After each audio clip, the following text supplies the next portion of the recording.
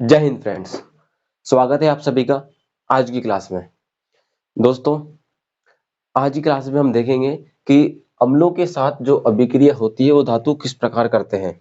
ठीक है, अम्लों के साथ जो अभिक्रिया होती है वो धातु किस प्रकार करते हैं। ठीक है, तो इसमें हम दो अम्ल की बात करेंगे। दो अम्ल कौन कौन से? पहला तो है HCl। HCl को अपन बोलते हैं हाइड्रोक्लोरिक एसिड।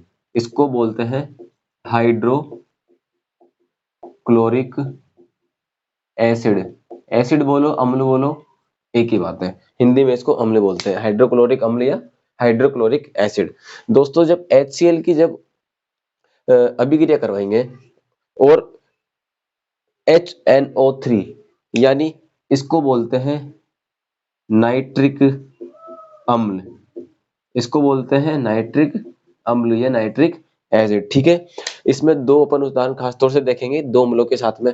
ठीक है, अब चलिए आइए इसको समझते हैं। धातु, जब धातु, दोस्तों जब मैं अम्ल और धातु वाला चैप्टर पढ़ाया था और आपने पढ़ा था, जब मैंने धातु को अम्ल और क्षार, अम्ल लवण और क्षार वाला चैप्टर पढ़ाया था, तो मैंने उसमें बताया था कि जो अम्ल होता है अगर उसमें मैं धातु डाल देता हूं तो वो क्या हो जाता है? निष्क्रिय हो जाता है। निष्क्रिय मतलब उसकी जो क्षमता होती है अम्लता वो कम होती जाती है। किसके कारण? धातु के कारण। ठीक है, तो यहाँ पर भी उसी प्रकार से अभिक्रिया करेगा। कैसे? धातु की जब अम्ल से अभिक्रिया करवाएंगे तो वो बनाएगा लवण।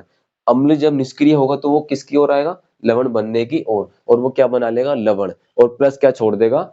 Hydrogen gas. ठीक है, क्योंकि अम्ल, क्षार और लवण की ये खासियत होती है जो अपन पहले चैप्टर में पढ़ चुके हैं। ठीक है, जिसको भी डाउट हो वो पिछले चैप्टर की वीडियोस देख सकता है, हमारी प्लेलिस्ट में मिल जाएगी। अम्ल और धातु की जब अभिक्रिया करवाई, धातु और अम्ल की, तो लवण बना और हाइड्रोजन गैस वहां से उत्सर्जित हो गई। ठीक है, आइए इसके उदाहरण करके देखते हैं। पहला उदाहरण करेंगे हाइड्रोक्लोरिक अम्ल के साथ में। इसकी जब मैग्नीशियम, एल्यूमिनियम, जिंक या आयरन के साथ में अभिक्रिया करवा के देख लेते हैं। ठीक है, आइए, यह है मैग्नीशियम, यह है HCl। क्या बनेगा? लवण। और लवण में ये पता है ना तो हाइड्रोजन होती है ना हाइड्रोक्साइड होता है, तो क्या बन जाएगा? मैग्नीशियम और क्लोरीन अभिक्रिया कर लेगा। ठीक है, यहां पर लिख देते हैं अपन 2।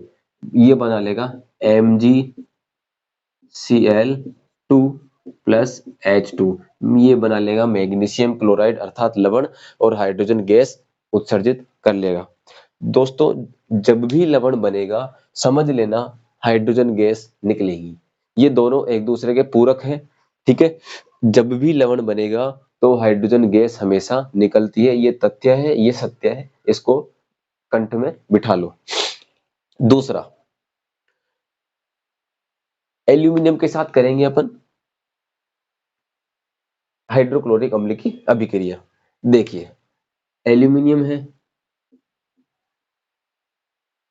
दोस्तों, अगर किसी को ये डाउट हो कि MgCl2 कैसे आया, MgCl3 क्यों नहीं आया, ठीक है, या Mg2Cl1 क्यों नहीं आया, इसकी अपन एक डिटेल वीडियो में लाने वाला हूँ कुछ ही दिनों में। तो उसमें फॉर्मूला कैसे करते हैं उसकी एक डिटेल वीडियो आएगी। तो उसको मैं आप जो डाउट है जी कि भाई इसमें कि भाई इसमें जैसे 2 है तो 2 ही क्यों होता है, 3 क्यों नहीं होता। ठीक है, यहाँ पर अपन ने 2 लिखा तो किस प्रकार लिखा, यह यहाँ पर 6 आया, यहाँ पर 2 आया, यहाँ पर एक ही मैग्नीशियम है। ठीक है, तो ये क्यों आया, इन सब के डाउट्स मैं आपको उस वीडियो में क्लियर कर दूंगा। क्योंकि अगर इसमें क्लियर करूंगा तो ये क्या थोड़ी लेंथी वीडियो हो जाएगी। अपन को करना है फोकस जो कोर्स है उस पर।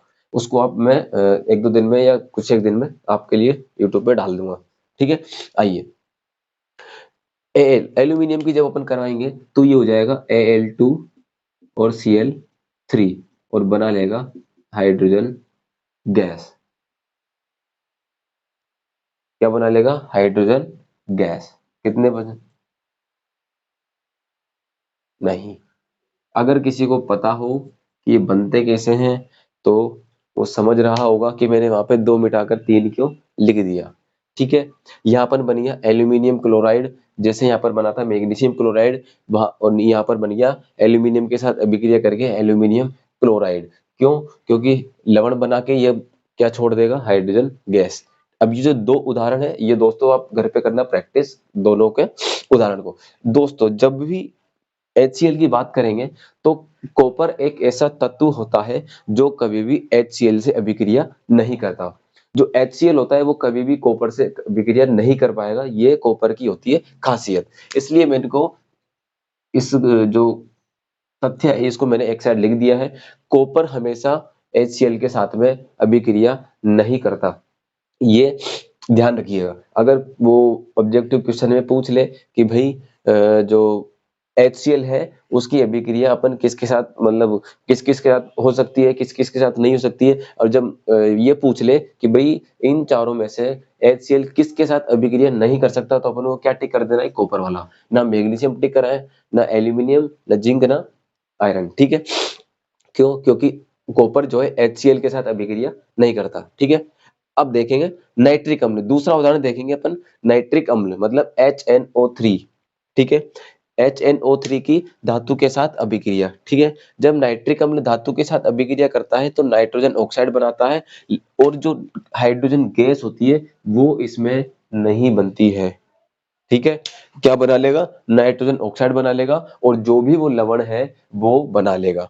ठीक है, क्या बना लेगा, एक तो नाइट्रोजन ऑक्साइड बना लेगा, और जो भी वो लवण बनेगा वो उसके अंदर बना लेगा। ठीक है, नाइट्रोजन नाइट्रिक अम्ल क्या कर लेगा, नाइट्रोजन के ऑक्साइड तो बना लेगा, हाइड्रोजन गैस नहीं छोड़ता, ये बात ध्यान रखना, और वो लवण अलग से बना लेगा। ठीक है, अब इसमें खास तौर से ये अपवाद ये है कि जो मैग्नीशियम होता है और जो मैग्नीज होता है, Mn मतलब होता है मैग्नीज, ये Mn मतलब मैग्नीशियम नहीं होता, Mg मतलब होता है मैग्नीशियम, और Mn मतलब होता है मैग्नीज के साथ गैस उत्सर्जित होती है। ये दो ही ऐसे तत्व हैं जिनके साथ गैस उत्सर्जित होती है जब अपन नाइट्रिक अम्ल की अभिक्रिया करवाएंगे तो।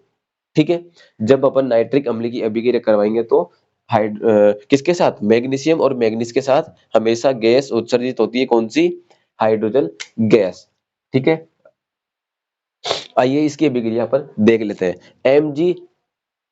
MgHNO3 ये बना लेगा MgNO3,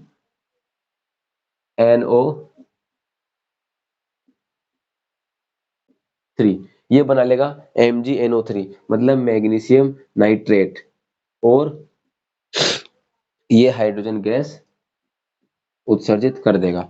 इसने क्या बना लिया, मैग्नीशियम नाइट्रेट और हाइड्रोजन गैस उत्सर्जित इसके अंदर कर दी। क्योंकि यही अपवाद है, और क्यों, क्योंकि जो नाइट्रिक अम्ल होता है वो मैग्नीज के साथ अभिक्रिया करवाने पर और मैग्नीशियम के साथ अभिक्रिया करवाने पर हाइड्रोजन गैस उत्सर्जित कर देते हैं, लेकिन बाकी सारे जो धातु होते हैं वो क्या बना देते हैं, नाइट्रोजन ऑक्साइड। ठीक है दोस्तों, आइए अब इसके आगे अपन बात करते हैं अगले जो उदाहरण है एक्वा रेजिया उसकी। तो आइए दोस्तों आगे चलते हैं। दोस्तों ये है एक्वा रेजिया। एक्वा रेजिया क्या होता है, ये HCl प्लस HNO3 दोनों को मिला देते हैं तो क्या बनता है, एक्वा रेजिया। एक पदार्थ ऐसा बनता है एक्वा रेजिया, किस किस से, जो अभी अपन ने बात की थी HCl अम्ल और नाइट्रिक अम्ल की, दोनों को मिलाने पर क्या बनता है, एक्वा रेजिया, ये इसका नाम है। ठीक है, अब इसकी ताकत देखिए दोस्तों, ये गोल्ड को और प्लेटिनम दोनों को गलाने की क्षमता रखता है दोस्तों, गलाने की क्षमता। एक्वा रेजिया ऐसा पदार्थ है जो गोल्ड को और प्लेटिनम को क्या रखता है, गलाने की क्षमता रखता है। ठीक है, क्या नाम है, एक्वा रेजिया। किस किस से मिलकर बनता है, HCl और HNO3 अर्थात हाइड्रोक्लोरिक अम्ल और नाइट्रिक अम्ल से। ठीक है, आगे बढ़ते हैं अगली अभिक्रिया पे, धातु की लवणों के साथ अभिक्रिया। अभी अपन ने बनाया था लवण, ठीक है, अभी अपन ने बनाया था लवण, अब अपन लवण की दोबारा अभिक्रिया करवाएंगे धातु के साथ में, या धातु की अभिक्रिया करवाएंगे लवण के साथ में। बने होगी अभिक्रिया कैसे, देखिए ये कोई धातु A है। ठीक है, अभी बी धातु का कोई लवण है, मतलब ये तो कोई एक अपन ने सेपरेट धातु ले लिया, और ये कोई लवण ले लिया, लवण वाला जो विलयन ले लिया किसी धातु का है, किसी धातु से मिलकर बना हुआ है, तो वो दूसरा धातु है, इसलिए इसको बोल दिया बी का लवण विलयन, मतलब बी धातु का जो लवण विलयन है वो। ठीक है, अब होगा क्या, यहाँ पर जो बी वाला धातु है जो लवण के साथ मिला हुआ है, क्या जो बी वाले धातु का जो लवण है वो तो इससे अलग हो जाएगा और इसकी जगह कौन ले लेगा, ये ए वाला। मतलब ये तो अलग हो जाएगा और ये यहां चला जाएगा। ठीक है, देखिए इसने ए का लवण जो विलयन है वो बन चुका है और बी वाला धातु अलग हो चुका है। ये अभिक्रिया ऐसे चलेगी, मतलब जो धातु है वो एक्सचेंज कर लेंगे जगह, अब प्रतिस्थापन कर लेंगे अपनी अपनी जगह को। कैसे, आइए इसका एग्जांपल देखते हैं। कॉपर लिया है अपन ने और फेरस सल्फेट लिया है, FeSO4। दोनों धातु है कॉपर और Fe, तो यहाँ पर क्या होगा, जो Fe है वो अलग हो जाएगा और Cu जो है सल्फेट के साथ में अभिक्रिया कर लेगा। क्या हो जाएगा, Fe अलग हो जाएगा और CuSO4 अलग लवण बना लेगा, मतलब कॉपर सल्फेट और आयरन का। जो दूसरा उदाहरण है वो आप खुद करना। ठीक है, अब ये हुआ कैसे, आइए इसको समझते हैं। कॉपर ने इसको प्रतिस्थापित क्यों किया, देखिए ये होता है सक्रियता श्रेणी के आधार पर। सक्रियता श्रेणी एक ऐसी श्रेणी होती है जिसमें कई सारे तत्व होते हैं और वो ये डिसाइड करते हैं कि कौन अभिक्रियाशील ज्यादा है और कौन अभिक्रियाशील कम है। तो वैज्ञानिकों ने क्या किया कि भाई एक ऐसी रिएक्टिव सीरीज तैयार की जिसमें potassium, sodium, calcium, magnesium, aluminium, zinc, iron, lead, hydrogen, copper, Hg मतलब पारा, ये इसको बोलते हैं पारा, गोल्ड, और Au होता है, Au क्या होता है, Au एक तत्व होता है दोस्तों, उसको अपन अभी ध्यान नहीं आ रहा मेरे को, वो बाद में बात कर लेंगे। देखिए यहाँ पर समझाने का मतलब मेरा ये है, पॉइंट ऑफ व्यू कि जो पोटेशियम होता है सबसे अधिक अभिक्रियाशील होता है Au की तुलना में। ठीक है, ओहो सॉरी दोस्तों, याद आ गया, ये है पारा, Ag होता है गोल्ड, इसको बोलते हैं पारा, और ये होता है गोल्ड, और ये होता है सिल्वर, इसको बोलते हैं सिल्वर। ठीक है, आइए मतलब जो पोटेशियम होता है वो सबसे अधिक अभिक्रियाशील होता है। जैसे जैसे अपन इधर से लेफ्ट से राइट, राइट से लेफ्ट की तरफ जाएंगे तो यहाँ पर देख रखे होंगे, दिख रहा होगा आपको, सबसे कम अभिक्रियाशील है, लेकिन जैसे जैसे बढ़ते जाएंगे वैसे वैसे इनकी अभिक्रियाशीलता बढ़ती जाएगी। ठीक है, किसी को डाउट है, नहीं है, डाउट हो तो पूछ सकता है कमेंट में या हमारे जो चैनल है उसमें, जो टेलीग्राम चैनल है। दोस्तों अब देखिए मैं आपको एक बात बता देता हूँ कि जो सक्रिय श्रेणी है वो ईडी को ही क्यों रखा। भाई मेरे सवाल में, मेरे मन में भी ये सवाल आया था कि रिएक्टिव सीरीज में केवल इन्हीं को क्यों रखा, सारे को क्यों नहीं रखा। इसलिए क्योंकि ये वो तत्व हैं जो कभी भी आपको सिंपल फॉर्म में नहीं पाए जाएंगे, हमेशा किसी न किसी के साथ में ऑक्साइड के रूप में या किसी और रूप में आपको मिलेंगे, लेकिन कभी भी सेपरेट गोल्ड नहीं मिलता, सेपरेट सोडियम नहीं मिलता, सेपरेट पोटेशियम नहीं मिलता, अपन उसको सेपरेट करते हैं।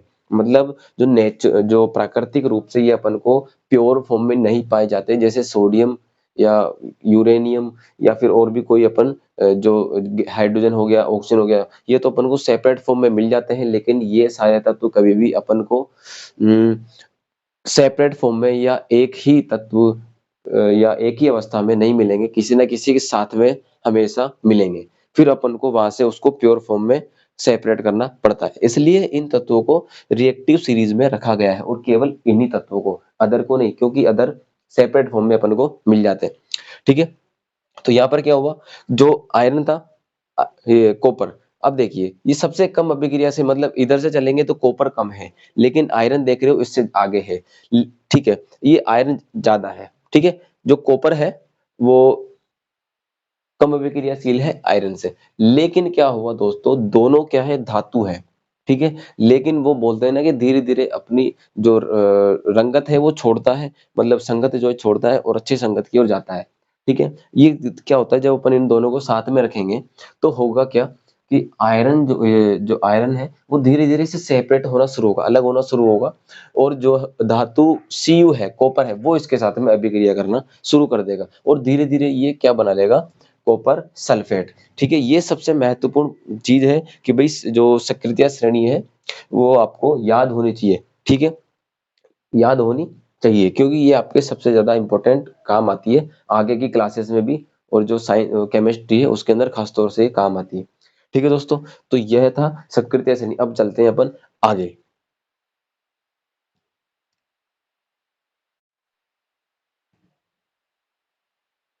आइए दोस्तों अपन टॉपिक शुरू करेंगे, धातु एवं अधातु की अभिक्रिया कैसे होती है।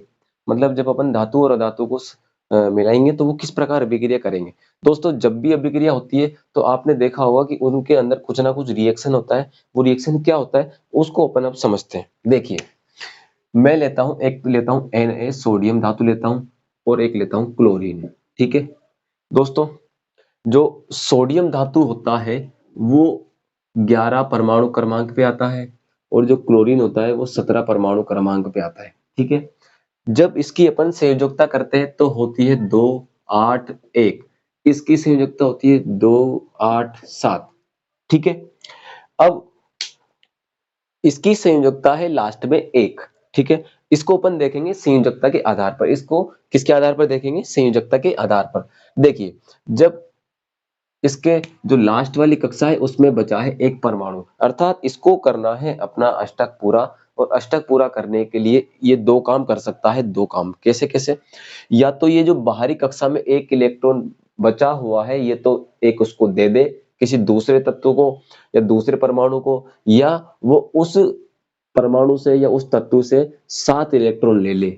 ठीक है, दो ही काम कर सकता है तभी इसका अष्टक पूरा होगा। अगर ये दे देगा क्लास खाली, कौन सी क्लास बचेगी? लास्ट वाली, ये इसमें अष्टक पूरा है। अगर ये 7 ले लेगा तो ये क्लास भी भर जाएगी और इसमें भी अष्टक पूरा हो जाएगा। अब कौन सा काम ज्यादा कठिन है? एक को देना ज्यादा कठिन है या 7 लेना ज्यादा कठिन है? ऑब्वियस ही बात है, मतलब कि भाई 7 लेना मुश्किल है, 7 जनों को खींचना मुश्किल है, एक जने को धक्का देना आसान है। ठीक है, अब ये क्या करेगा? ये एक काम करेगा कि एक इलेक्ट्रॉन ये देगा। ये क्या चीज होती है? इलेक्ट्रॉन। आपको पता होगा कि भाई इलेक्ट्रॉन और प्रोटॉन हमेशा क्या होते हैं? समान।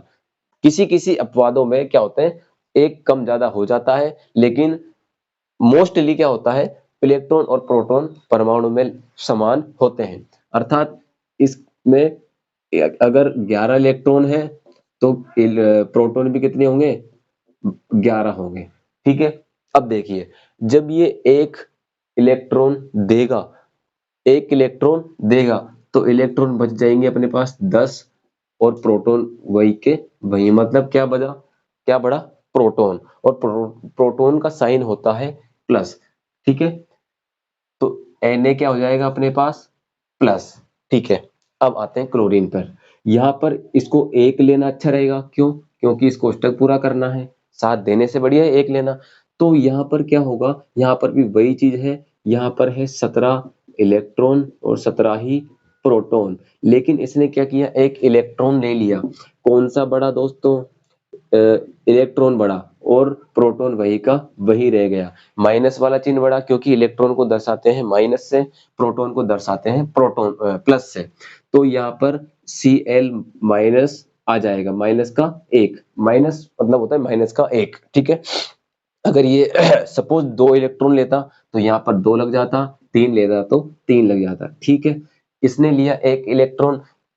लेने वाला होता है ऋणी, मतलब जो ऋण लेता है, और जो ऋण लेता है वो माइनस में चला जाता है, इस वजह से ऋण लेता है। तो यहाँ पर माइनस का चिन्ह लगा दिया। देता कौन है? धनी, क्योंकि वो प्लस में पॉजिटिव में रहता है, मतलब ज्यादा पैसे में रहता है, इसलिए वहां पर लगा दिया प्लस वाला।